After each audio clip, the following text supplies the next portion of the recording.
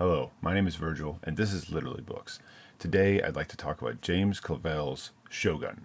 Published in 1975, Shogun is historical fiction about feudal Japan, set around the years, I think it's 1600. The main character is John Blackthorne, a English ship's pilot who is working for the Dutch. And after a very long and difficult sea journey, they arrive in Japan.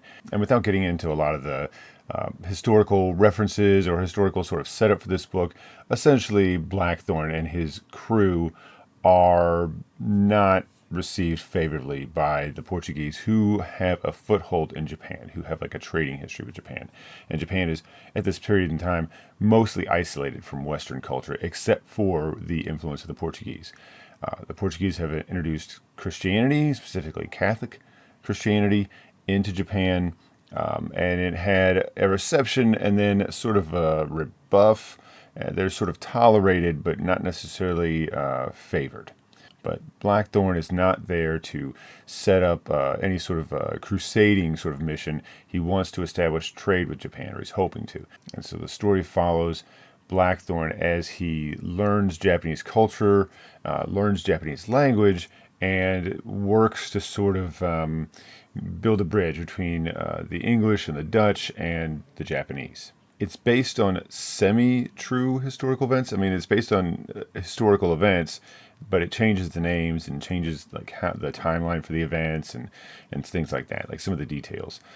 And also some of the characters are, kind of just sort of elaborated or taken in a direction that isn't not necessarily historical. Those historical events did happen, but they didn't play out exactly the way that Clavell's Shogun describes them. Shogun was a pretty big deal when it was written. It became very popular. Clavell had some other success before this with some other books in sort of an Asian saga that he's done, where I think he had a book set in Hong Kong, one set in Taiwan. I don't remember which one of those is especially well received. And Shogun was like the big hit for Clavell. It was the big deal for him. They made a TV series in the 80s, and of course now they're talking about revamping and re-releasing a TV series. I don't remember who's putting that out.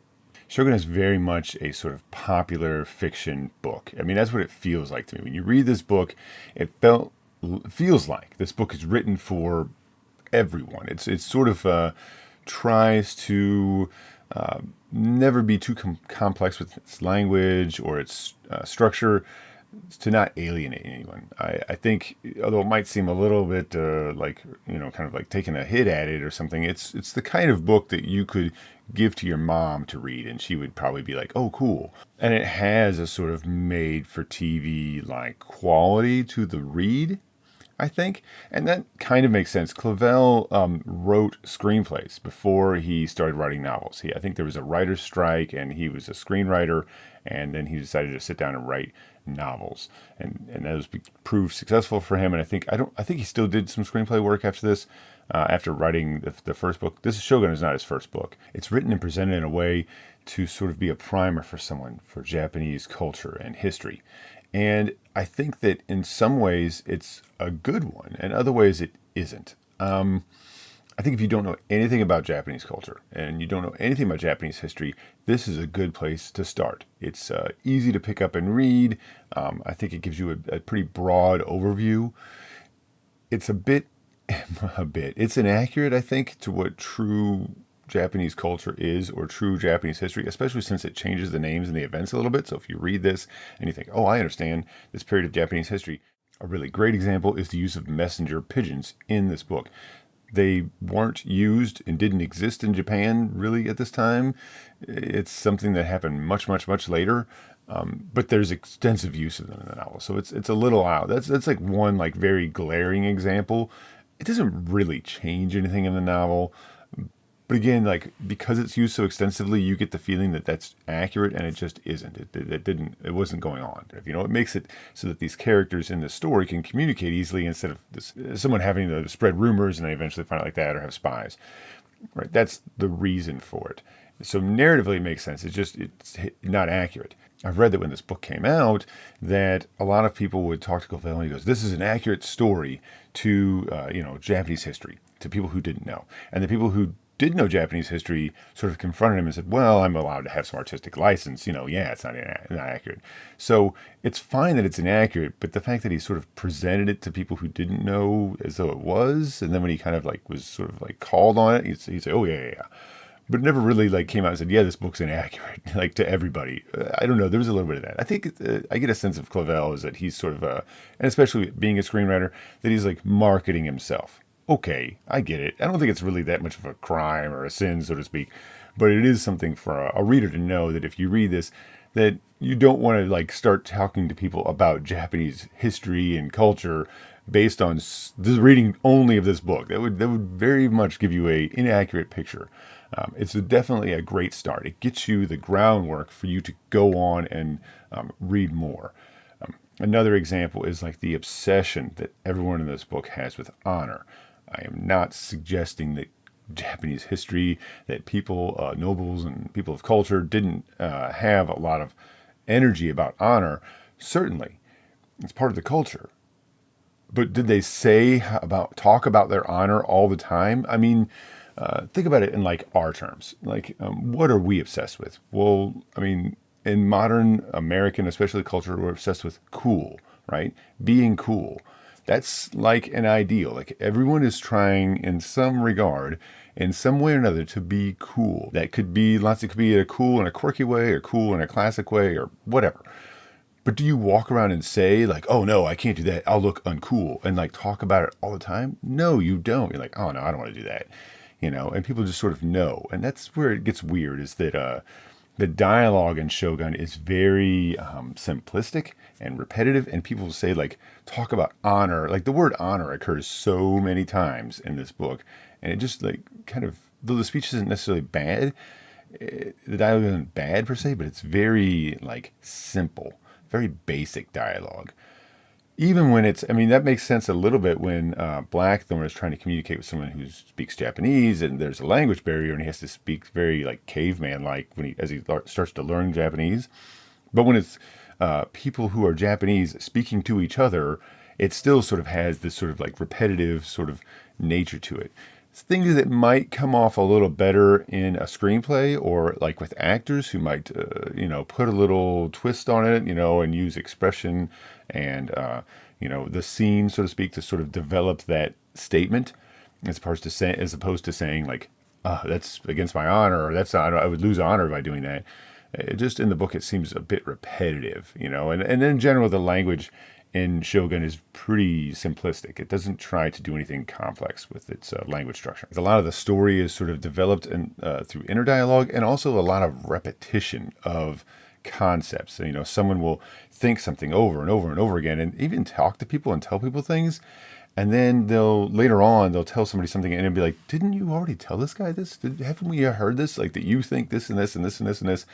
This is all, you've said this many times before, and you're like, okay, here we are saying it again. And so it gets a kind of, at least in the first half of the novel, I'd say, there's a feeling of like a filler type quality. Like this could have been pared down. It just seems like it's like you just told me the same information, me, the reader, because that's who we're really talking to, this information, and then you told this character this, and it just sort of, I don't know. I don't know if it's like and that's what I say. I think it's a good book that it's meant for everybody, because then like someone who doesn't normally read a lot of books could read this book and, stay kind of on top of what's going on, or someone who doesn't understand anything about Japanese culture feels like they're reading the book. They're still reading, and it's sort of like still repeating the same information. So they're really trying to like make you learn by rote, I guess, or something.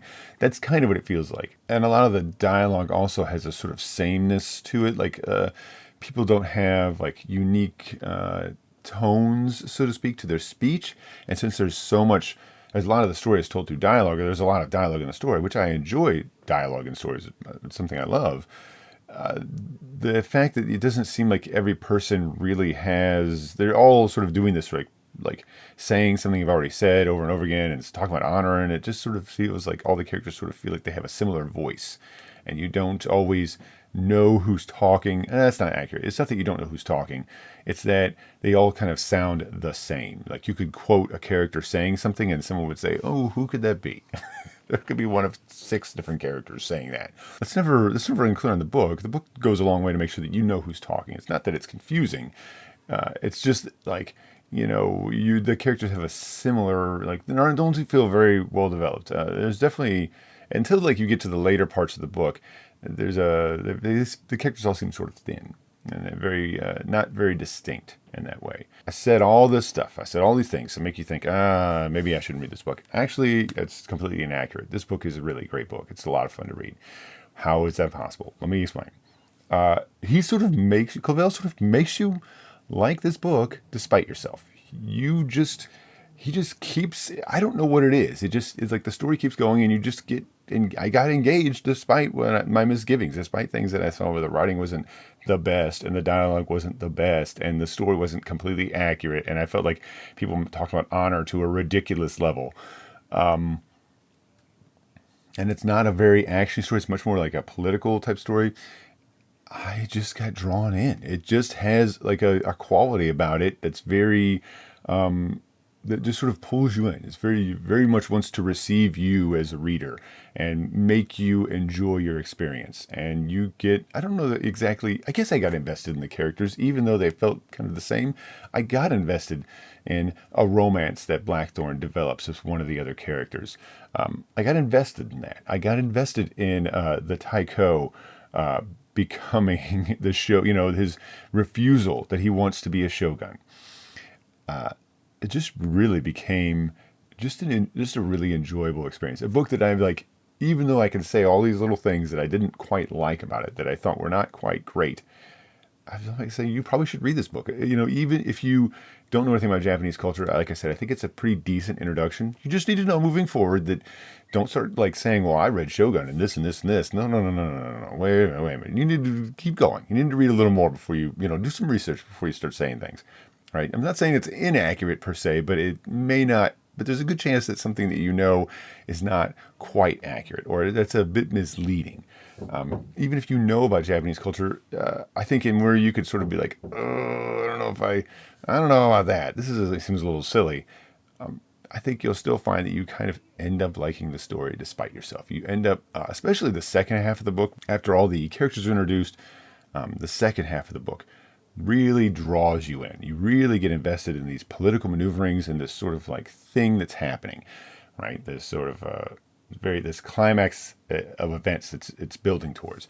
You get very invested in that, and I think that there's a sort of melancholic tone to the very end of the book as you see things wrapping up, and you see that you're finishing up your read of this book and your experience with these characters, and that you think, man, I was kind of critical in the beginning of this book. At least I was thinking this.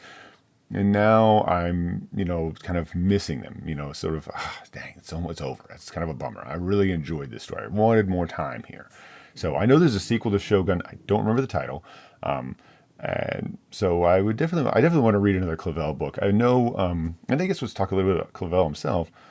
This is not his first book, as I said. He wrote another book. I don't remember which one it is. I want to say it's the one that's set in Hong Kong, that I think it was much better critically received. That one I think came before this. And Shogun, when it came out, was, like I said, was extremely popular. It was a very big book. So popular, in fact, that Shogun, a book about historical Japan, was, for an English audience, by an English-speaking person, was translated back into Japanese. That seems so strange. It just seems weird to me. That's a motif, I think, in some of these reads that I'm getting. We'll get to that later. Something important to note about Clavell is that he fought in World War II and was captured and imprisoned and was tortured in prison camp. He says that he had and this is a bit of a statement that you might have a strong reaction to. He said that if the bomb hadn't been dropped on Hiroshima, that he wouldn't be alive. And that might seem like, oh, wait a minute. You sure you want to say it like that? What he's trying to say, I think, is that had that dramatic thing not happened, that he would have died in this prison camp, that he would be dead, because he could not have lived much longer. He never really talked a whole lot about what happened there, but there was a few things that are sort of telling. He would always, for years, he carried like a can of sardines with him all the time, so he always had food, and he had to. He says later, much later, that he had to like resist not digging through the trash for food when he saw it, because he had this sort of fear that he might not be able to eat again. He had to subsist every day on a half a cup of rice. I believe that I'm accurate when I say that. So, you can imagine what you would be like if you had only a half a cup of rice to live on for a year or more. I think it's really interesting that this experience happened to him, and that he went back later into Asia and wrote these books, Shogun, Taipan, that are honestly very, very loving of Asian culture. There's even though Shogun is not exactly accurate, you can feel that Clavell wants to tell a story that he's excited about to you about Japan, that he likes Japanese culture, that that the changes that he made are to make a good story, and in part for himself, as you know, but also in part because he likes that culture. And the same thing I've kind of get that same impression about the book that he wrote about Hong Kong, is that he really genuinely has a genuine interest and love for Asian culture and Asian history. And that's kind of endearing quality to me, because it's like, here's somebody who had a terrible experience in Asia, and who, despite that, has a great love for Asian people and culture, Asian history, and wrote a series of books all about that, and that is loved by those same cultures. So that goes a long way. I mean, I think that's one of the endearing qualities about Shogun, is that even though the writing is not amazing, this is not a I guess its build is classic, probably because of how successful it was. Even so, I can see that it's so worthy of a read, because it's a genuine love for these things that he's talking about. And it's honestly a fun book to read. It's an enjoyable book to read. You'll read it and you'll say, I like that. It was a good experience. You might say, well, I didn't like this and I didn't like this. But then somebody's like, well, you didn't like the book? I'm like, oh no, I liked it. It was a good book. You should read it too. That's what you say. I don't know. That's the sort of difficult for me to define quality about Shogun in general, is that you end up liking it or enjoying it despite any misgivings you might have. One more little tidbit about Clavell. I said he was a screenwriter, and he's kind of wrote something I didn't know that he wrote. He wrote the original screenplay for the original black and white version of The Fly. I thought that was kind of a funny little anecdote there. So James Clavell's Shogun, a long book, a good book, an easy book to read, a big cast, kind of a big cast. And it took me a little while. This is a problem I have in general with the cast, to sort of keep everybody straight. And that's really more of a me thing. Maybe not everybody else has that. So I think that if you are curious about Shogun, I think it's worth your time to read. Again, a sort of easy read, not a difficult book to breeze through. And just a book that you probably very well could end up recommending to somebody else. Like, oh, you should read Shogun, and everything. So it's just remember that even though it's billed as classic fiction, that I don't know that the writing is amazing. I think the writing is good enough, and that there's some other things, some of the interplay of the characters, the story it tells, the sort of the way the plot develops and draws you in, I think is pretty great. It's just sort of has this. Very much it feels like a greatest hits of Japanese culture, or sometimes oh, we're gonna do a little bit of this and a little bit of this, and you're like, man, it's the whole the kitchen sink to some extent is thrown in. Anyways, thank you very much for watching. My name is Virgil, and this is Literally Books. Consider liking and subscribing if you enjoy what I do here. And I'll be doing a video on my wrap up for 2023 and the books I enjoyed and my experiences this past year. That'll be on its way soon. So that's it. Thanks very much for watching. Bye.